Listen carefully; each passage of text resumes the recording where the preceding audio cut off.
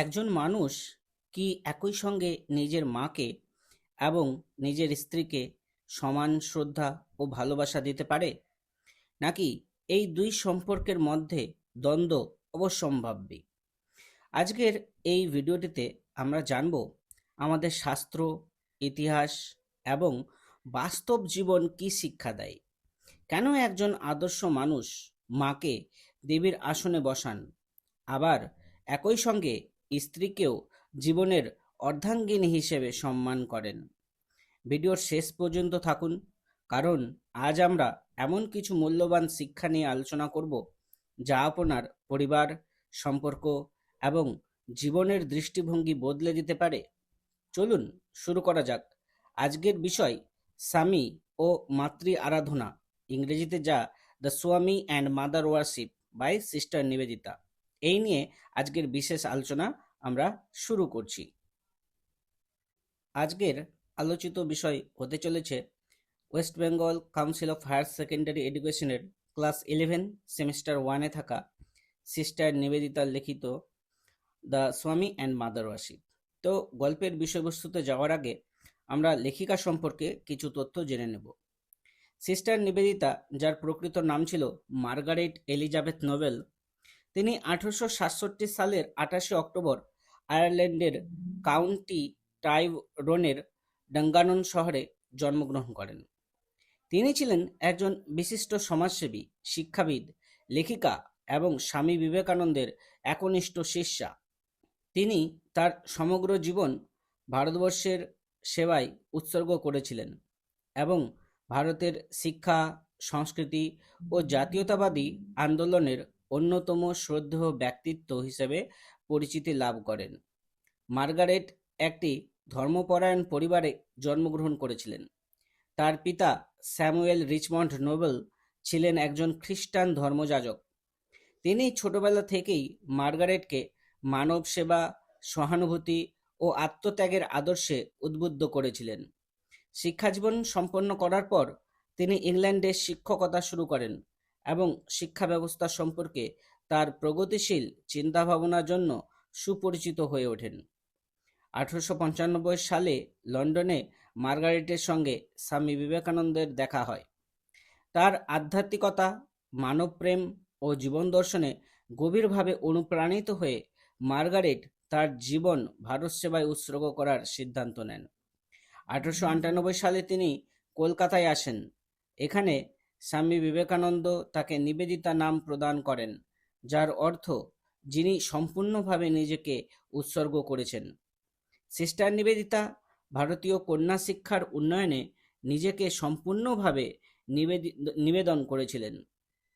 তিনি কলকাতায় একটি বালিকা বিদ্যালয় প্রতিষ্ঠা করেন, যেখানে শিক্ষা বঞ্চিত মেয়েরা উন্নত শিক্ষা লাভের সুযোগ পায়। তার বিশ্বাস ছিল, নারীদের শিক্ষিত না করলে সমাজের প্রকৃত উন্নয়ন সম্ভব নয়। কলকাতায় প্লেগ মহামারীর সময় তিনি ত্রাণ কার্যে সক্রিয়ভাবে অংশগ্রহণ করেছিলেন। তিনি দরিদ্র ও অসহায় মানুষের পাশে দাঁড়ান এবং স্বাস্থ্যবিধি ও পরিচ্ছন্নতা সম্পর্কে সচেতনতা গড়ে তোলেন। তার নিঃস্বার্থ সেবার জন্য তিনি সাধারণ মানুষের গভীর শ্রদ্ধা ও ভালোবাসা অর্জন করেন। শিক্ষা ও সমাজসেবার পাশাপাশি সিস্টার নিবেদিতা ভারতের জাতীয় জাগরণ ও স্বাধীনতা আন্দোলনেরও সমর্থক ছিলেন। তিনি ভারতীয় বিজ্ঞানী, শিল্পী ও সাহিত্যিকদের উৎসাহিত করতেন। বিশেষ করে তিনি বিজ্ঞানী জগদীশচন্দ্র বসুর সঙ্গে ঘনিষ্ঠভাবে কাজ করেন এবং তার বৈজ্ঞানিক গবেষণাকে আন্তর্জাতিক স্বীকৃতি পেতে গুরুত্বপূর্ণ ভূমিকা পালন করেছিলেন। সিস্টার নিবেদিতা একজন প্রতিভাবান লেখিকাও ছিলেন। তার উল্লেখযোগ্য গ্রন্থগুলির মধ্যে রয়েছে the master as I saw him, the web of Indian life, Kali the mother এবং ক্র্যাডেল টেলস অফ হিন্দুইজম। এই গ্রন্থগুলির মাধ্যমে তিনি বিশ্বের পাঠকদের কাছে ভারতীয় সংস্কৃতি, দর্শন এবং আধ্যাত্মিকতার পরিচয় তুলে ধরেছিলেন। 1911 সালে 13 অক্টোবর মাত্র 43 বছর বয়সে সিস্টার নিবেদিতা পশ্চিমবঙ্গের দার্জিলিংয়ে পরলোক গমন করেন। তার সমাধিফলকে একটি অনুপ্রেরণামূলক বাক্য খোদাই করা আছে। এখানে শায়িত আছেন সিস্টার নিবেদিতা, যিনি তার সর্বস্ব ভারতবর্ষকে উৎসর্গ করেছিলেন। এই গল্পের আলোচনার প্রাথমিক পর্যায়ে যদি আমরা বিষয়ের পটভূমি নিয়ে আলোচনা করি, তাহলে বলতেই হবে যে সিস্টার নিবেদিতার দ্য মাস্টার অ্যাজাই সহিম গ্রন্থে স্বামী বিবেকানন্দের মাতৃ অর্থাৎ দেবী কালী উপাসনার বিবরণের ভিত্তিতে এই গল্পটি লেখা হয়েছে। এই গল্পটিতে সিস্টার নিবেদিতা অর্থাৎ মার্গারেট এলিজাবেথ নোবেল তিনি তার বিখ্যাত জীবনী গ্রন্থ দ্য মাস্টার অ্যাজাই সহিম থেকে এই গল্পটি নেওয়া। এই গ্রন্থে তিনি স্বামী বিবেকানন্দের সঙ্গে কাটানো তার ব্যক্তিগত স্মৃতি, অভিজ্ঞতা এবং আধ্যাত্মিক উপলব্ধির কথা লিপিবদ্ধ করে গেছেন। স্বামী বিবেকানন্দ ছিলেন আধুনিক ভারতের অন্যতম শ্রেষ্ঠ আধ্যাত্মিক নেতা এবং শ্রীরামকৃষ্ণ পরমহংসের প্রধান শিষ্য। এই বিষয়টির পটভূমি নিহিত রয়েছে দেবী কালী অর্থাৎ দিব্য জননী তার উপাসনা সম্পর্কে স্বামী বিবেকানন্দের গভীর আধ্যাত্মিক রূপান্তরের মধ্যে। জীবনের প্রথম দিকে তিনি যুক্তিবাদী চিন্তাধারা, ব্রাহ্ম সমাজের দর্শন এবং অদ্বৈত বেদান্তের শিক্ষায় গভীরভাবে প্রভাবিত ছিলেন। তিনি নিরাকার ও নৈর্ব্যক্তিক ব্রহ্ম ধারণায় বিশ্বাস করতেন, তাই মূর্তি পূজা ও ভক্তিমূলক আচার অনুষ্ঠানভিত্তিক কালী উপাসনা তার পক্ষে সহজে গ্রহণ করা সম্ভব হয়নি। কিন্তু তার আধ্যাত্মিক গুরু শ্রী রামকৃষ্ণ পরমহংস ছিলেন মা কালীর একনিষ্ঠ উপাসক। তিনি বিশ্বাস করতেন যে দিব্য জননী কালীই পরম সত্যের জীবন্ত প্রকাশ।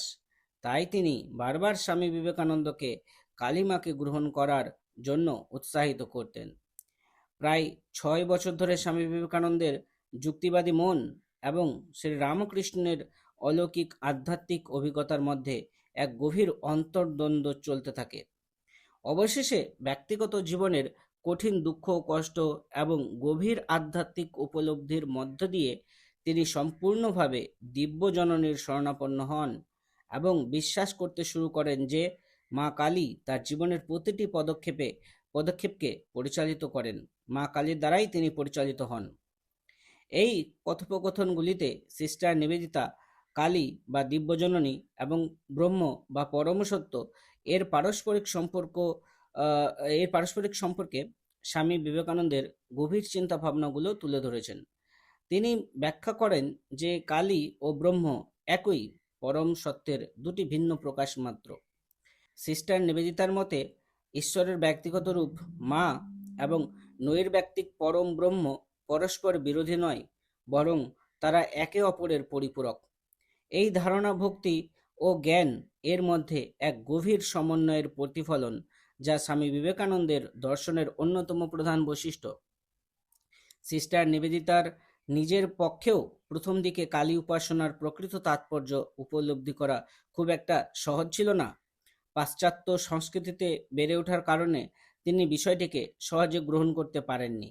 কিন্তু স্বামী বিবেকানন্দের সান্নিধ্যে ও নির্দেশনায় তিনি ধীরে ধীরে উপলব্ধি করেন যে মা কালী কেবল দৃষ্টি, করুণা ও মমতার প্রতীক নন, তিনি ধ্বংস, সংগ্রাম, দুঃখ, পরিবর্তন এবং পরম মুক্তিরও প্রতীক বটে।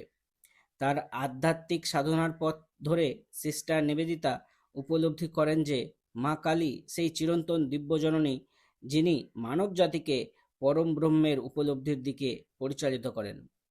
তাই এই বিষয়টি আমাদের সামনে স্বামী বিবেকানন্দের অন্তর্গত আধ্যাত্মিক বিকাশ, তার জীবনে শ্রী রামকৃষ্ণ পরমহংসের গভীর প্রভাব এবং সিস্টার নিবেদিতার একজন পাশ্চাত্য বুদ্ধিজীবী থেকে ভারতীয় আধ্যাত্মিকতার নিবেদিত প্রাণ শিষ্য হয়ে ওঠার অনন্য রূপান্তরকে স্পষ্টভাবে ফুটিয়ে তোলা হয়েছে।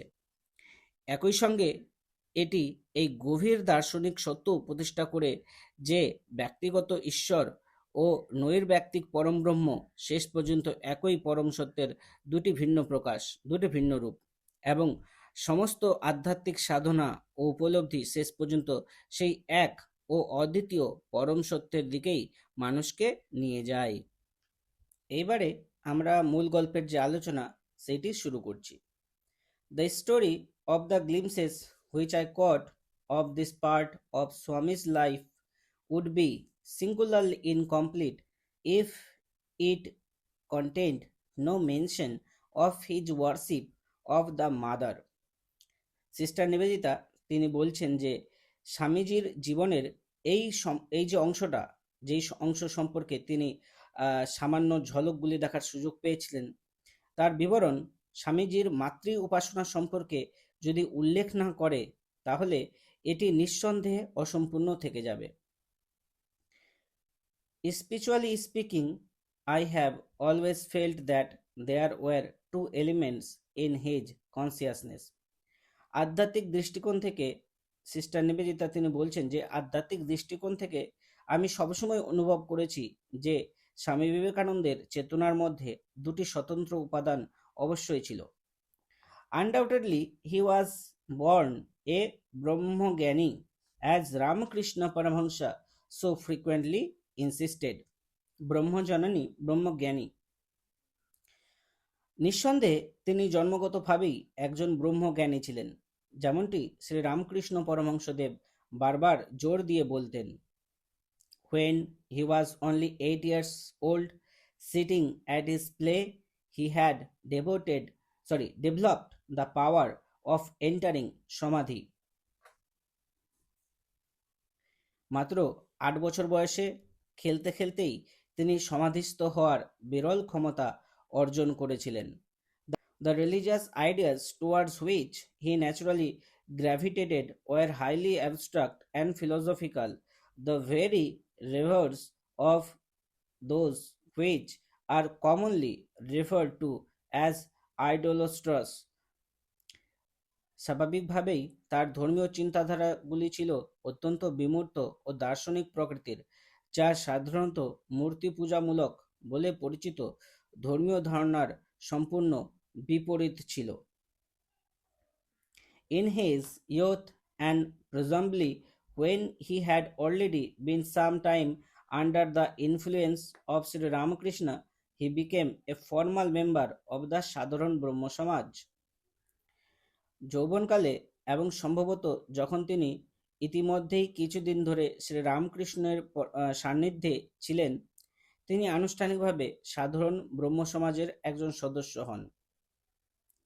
In England and America, he was never born to preach anything that depended on a special form. England ও আমেরিকায় অবস্থানকালে তাকে কখনো এমন কোনো ধর্মপ্রচার করতে দেখা যায়নি যা কোনো বিশেষ আচার, রূপ বা প্রতীকের উপর নির্ভরশীল। The realization of Brahma was his only imperative. The Advaita philosophy, his only system of doctrine. The Vedas and Upanishads, his sole spiritual authority. ব্রহ্মের উপলব্ধি ছিল তার একমাত্র অপরিহার্য সাধনা, অদ্বৈত দর্শন ছিল তার একমাত্র দার্শনিক মতবাদ, আর বেদ ও উপনিষদই ছিল তার কাছে একমাত্র শাস্ত্রীয় ও প্রামাণ্য ধর্মগ্রন্থ। And yet, side by side with this, it is also true that in India the word mother was forever on his lips.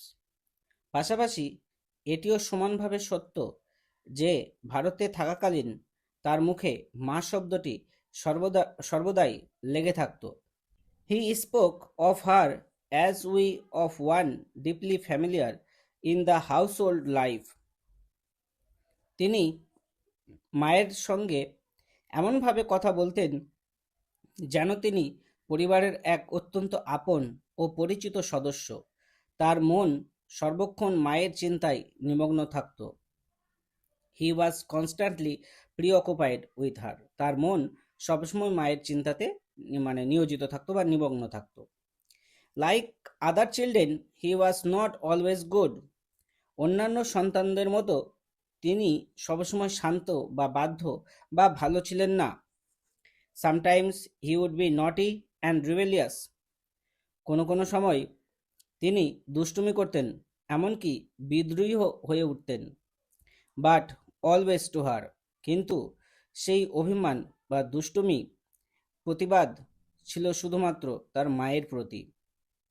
Never did he attribute to any other the good or evil that befell.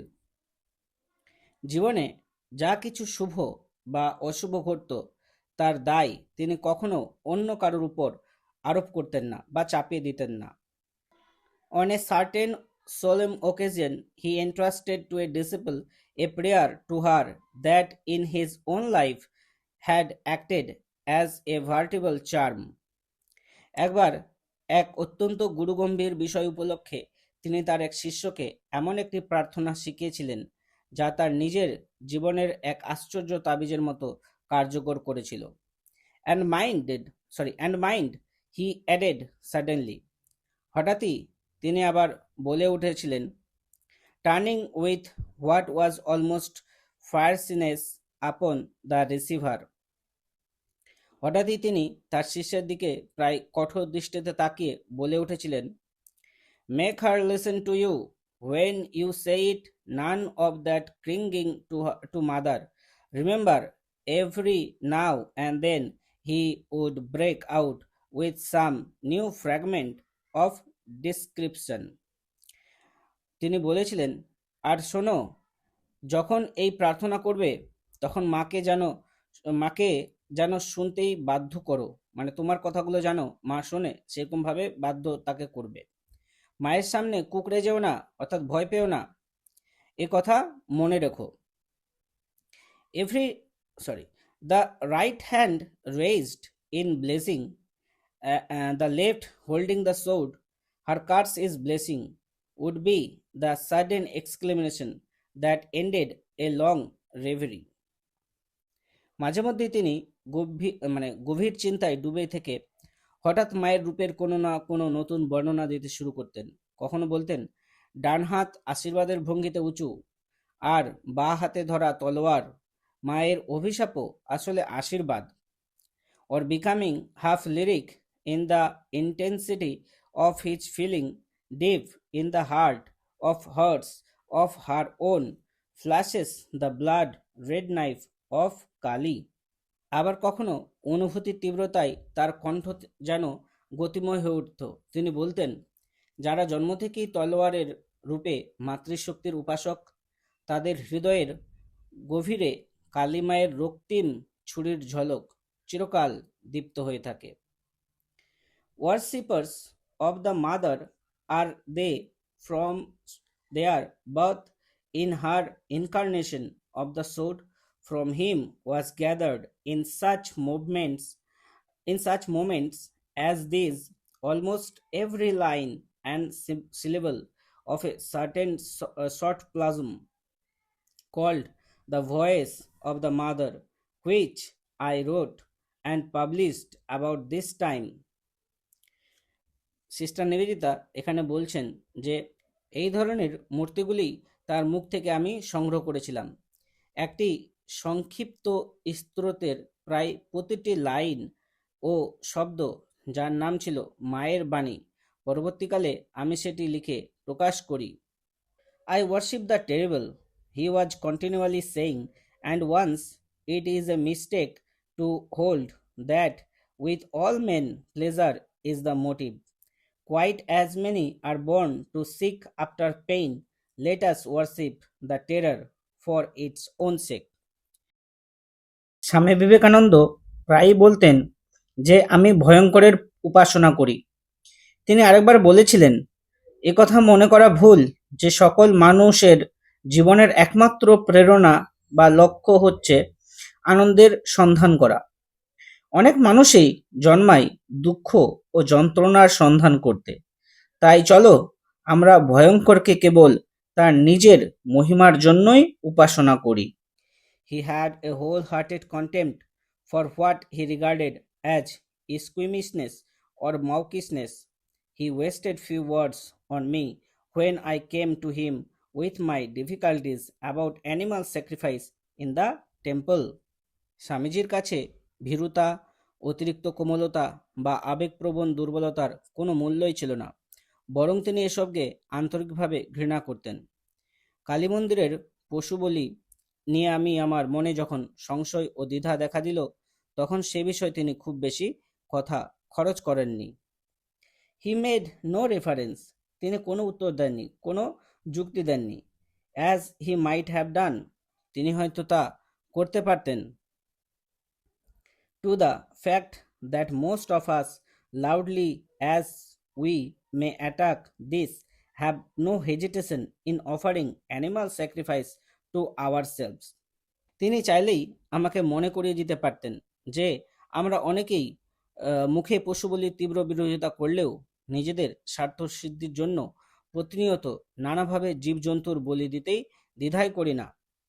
He offered no argument, as he easily might have done, regarding the degradation of the butcher and the house under the modern system.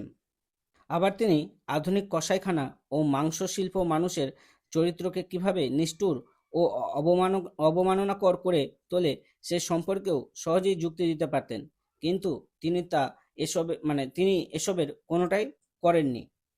Why not a little blood to complete the picture was his only direct reply to my objection.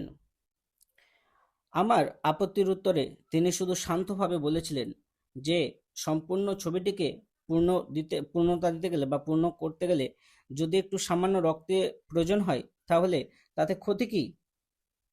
And it was with considerably difficulty that I elicited from him and from another disciple of Sri Ramakrishna sitting near the actual facts of the more austere side of Kali worship, that side which has transcended the sacrifice of others.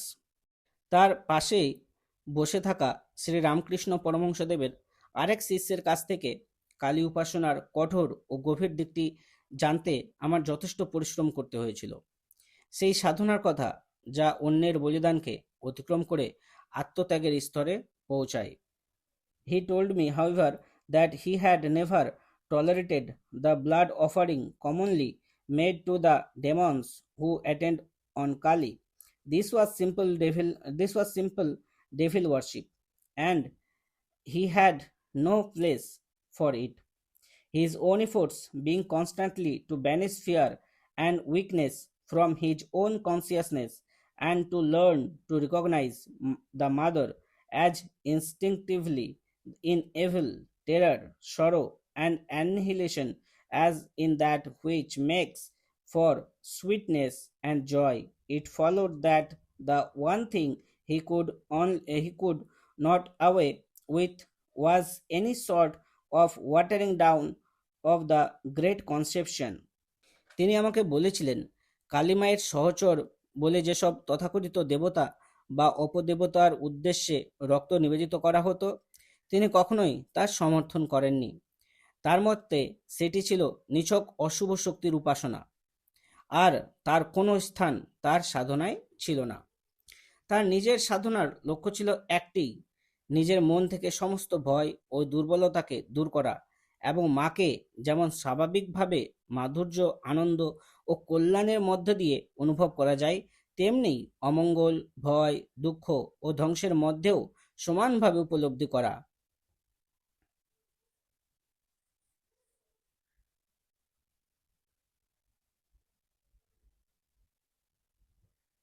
Fools, he exclaimed once as he dwelt in quiet talk on the worship of the terrible.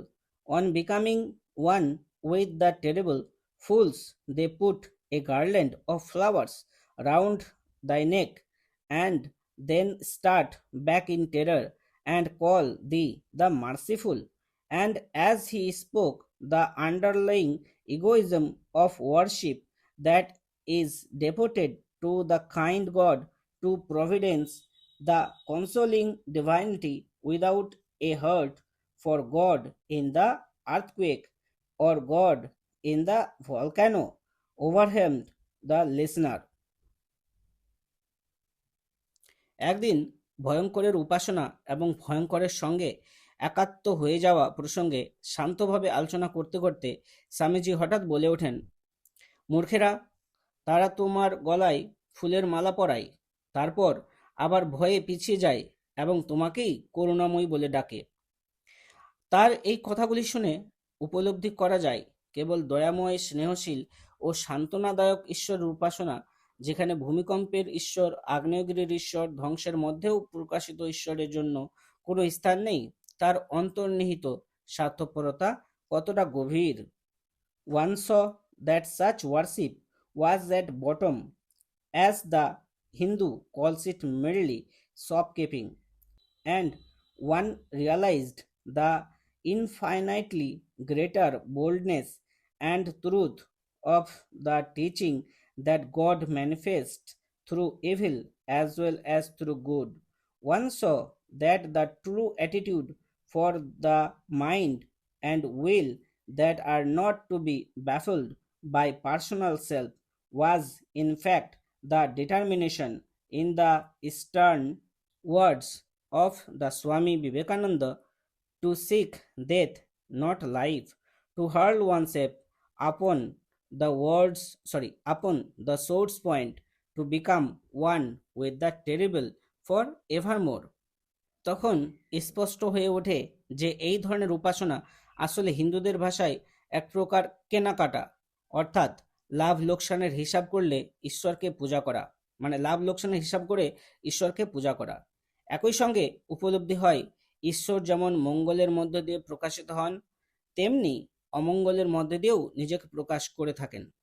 এই শিক্ষায় কত বেশি সাহসী, গভীর এবং সত্য। তখন বোঝা যায় যে মন ও ইচ্ছাশক্তি ব্যক্তিগত স্বার্থের সংকীর্ণ সীমা অতিক্রম করতে চায়, তার প্রকৃত আদর্শ কি হওয়া উচিত, সেই আদর্শে স্বামী বিবেকানন্দের কঠোর অথচ অনুপ্রেরণাময় ভাষায় প্রকাশ পেয়েছে। It would have been altogether inconsistent with the Swami's idea of freedom to have sought to impose his own conception on a disciple. স্বামীজির স্বাধীনতা সম্পর্কিত আদর্শের যে ধারণা, তার সঙ্গে এটি সম্পূর্ণ অসঙ্গত হতো যদি তিনি তার কোনো শিষ্যের উপরে নিজের চিন্তাভাবনা, বিশ্বাস এইগুলি জোর করে চাপিয়ে দিতে চাইতেন। But everything in my past life as an educationist had contributed to impress on me now the necessity of taking on the Indian consciousness and the personal perplexity associated with the memory of the pilgrimage to Amarnath was a witness not to be forgotten to the strong place which Indian system of worship held in that consciousness. কিন্তু একজন শিক্ষাবিদ হিসেবে আমার অতীত জীবনের সমস্ত অভিজ্ঞতা আমাকে এই উপলব্ধিতে পৌঁছে দিয়েছিল যে ভারতীয় চেতনাকে আন্তরিকভাবে আত্মস্থ করা আমার জন্য অত্যন্ত প্রয়োজন। অমরনাথ তীর্থযাত্রার স্মৃতির সঙ্গে জড়িয়ে থাকা আমার ব্যক্তিগত সংশয় ও মানসিক টানাপোড়েন আমাকে বারবার স্মরণ করিয়ে দিয়েছিল যে ভারতীয় মানুষের চেতনায় বিভিন্ন উপাসনা পদ্ধতির স্থান কত গভীর ও শক্তিশালী। I set myself therefore to enter into Kali worship as one would set oneself to learn a new language or take birth deliberately perhaps in a new race. বলছে এই জন্যই আমি কালী উপাসনাকে বোঝার ও আত্মস্থ করার চেষ্টা শুরু করলাম, যেমন কেউ একজন নতুন ভাষা শেখে বা শেখার চেষ্টা করে, অথবা যেন সচেতনভাবে এক নতুন জাতিতে পুনর্জন্ম গ্রহণ করে। To this fact I owe it that I was able to understand as much as I did for our master's life and thought. এই চেষ্টার ফলেই আমি আমাদের গুরুদেবের জীবন ও চিন্তাধারাকে যতখানি বুঝতে পেরেছিলাম তার জন্য নিজেকে সৌভাগ্যবান বলে আমি মনে করি। Step by step, glimpse after glimpse, I began to comprehend a little. ঝলকের পর ঝলক, খুব ধীরে ধীরে, একটির পর একটি ক্ষণিক ঝলক, একটির পর একটি উপলব্ধির মধ্য দিয়ে আমি তার ভাবনার সামান্য অর্থ হলেও বুঝতে শুরু করলাম। And in matters religious, he was without knowing it a born educator. ধর্মের ক্ষেত্রে স্বামীজি অজান্তেই ছিলেন একজন জন্মগত শিক্ষাগুরু। He never checked a struggling thought. তিনি কখনোই কোনো সংগ্রামরত বা অনুসন্ধিৎসু চিকিৎসাকে দমে দিতেন না। being with him. One day, when an image of Kali was brought in, and noticing some passing expression, I suddenly said, "Perhaps, Swamiji, Kali is the vision of Shiva. Is she?" He looked at me for a moment. "Well, well, express it in your own way," he said gently. "Express it in your own way." একদিন যখন আমি স্বামীজির সঙ্গে ছিলাম, তখন কালীমায়ের একটি মূর্তি আনা হয়। স্বামীজির মুখে এক মুহূর্তের জন্য একটি বিশেষ অভিব্যক্তি লক্ষ্য করে আমি হঠাৎ স্বামীজিকে জিজ্ঞাসা করলাম, "স্বামীজি, কালী কি শিবেরই দর্শন? অর্থাৎ কালী কি শিবেরই প্রতিচ্ছবি? তিনি কি শিবেরই প্রকাশ?" স্বামীজি কয়েক মুহূর্ত আমার দিকে গভীরভাবে তাকিয়ে রইলেন। তারপর মৃদুস্বরে বললেন, "বেশ বেশ, খুব ভালো। তুমি তোমার নিজের ভাষায় একে প্রকাশ করো, নিজের মতো করে প্রকাশ করো। সম্পূর্ণ গল্পটিকে যদি একটি পার্টে রাখতে যাই, তাহলে ভিডিওটি খুব বড় হবে। তাই এই গল্পটিকে দুটি অংশে বা দুটি পার্টে ভাগ করে আপলোড দেওয়া হবে। পরবর্তী পার্টের জন্যে নজর রাখুন আমাদের এই চ্যানেলের দিকে, সাবস্ক্রাইব করবেন, আর ভিডিওটি ভালো হলে লাইক, শেয়ার এবং কমেন্ট করবেন। আজ এই অবধি, ধন্যবাদ।